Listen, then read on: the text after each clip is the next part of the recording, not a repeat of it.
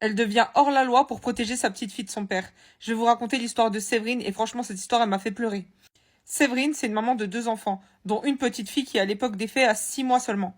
Séverine commence à avoir des doutes envers son suppôt de Satan de mari car elle trouve qu'il a un comportement bizarre et qu'à chaque fois que la petite fille est gardée par son mari, elle a des traces bizarres sur elle. Je vous laisse imaginer où est-ce qu'elle trouve des traces bizarres. Donc un jour, Séverine décide d'en avoir le cœur net et ce qu'elle fait, c'est qu'elle va aller acheter des caméras qu'elle va installer dans la chambre de son bébé de 6 mois.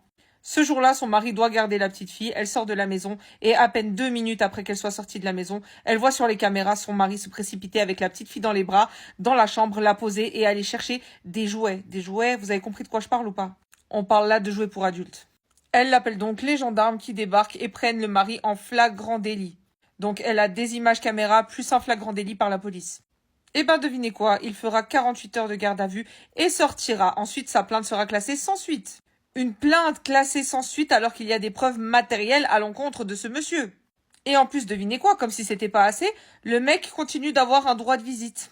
Et il a toujours l'autorité parentale. Donc un droit de visite médiatisé est instauré par le juge. Un droit de visite médiatisé, c'est quand le parent peut rencontrer l'enfant dans un lieu où il y a du monde avec. Sauf qu'elle apprend par la même occasion que non seulement il aura le droit de voir sa fille, même en présence de personne, mais qu'au bout de 4 visites médiatisées, il aura le droit finalement de prendre sa fille et de sortir du centre. Cette mère, pour protéger son enfant, décide de ne pas présenter l'enfant à ses gardes médiatisés. Et devinez quoi, c'est elle qui va avoir des problèmes avec la justice et qui doit passer en février devant la juge pour non-présentation d'enfant. Est-ce qu'on marche sur la tête? Ouais, clairement, on marche sur le cou, de la tête, le ventre, ce que tu veux, mais en tout cas pas sur les pieds. Donc cette femme aura à coup sûr plus de problèmes que la personne qui devrait être inculpée, tout simplement parce qu'elle a voulu protéger son enfant. Cette femme très très courageuse, elle est en train de faire le tour des plateaux pour parler de son histoire et pour qu'elle soit médiatisée. Donc s'il vous plaît, relayez aussi ce TikTok en le republiant. Les filles qui sont tiktokeuses, qui me suivent et qui tombent sur cette vidéo, faites des vidéos et parlez-en s'il vous plaît. Il faut vraiment que cette histoire elle fasse un maximum de bruit partout.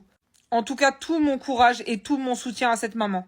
Et pour celles qui ne me connaissent pas, je suis la bénévole de TikTok et le but de mon compte, c'est non seulement que tu finisses pas avec un kelp des bois, mais c'est aussi de parler de toutes ces injustices que je vois tous les jours et qui me donnent vraiment envie de vomir.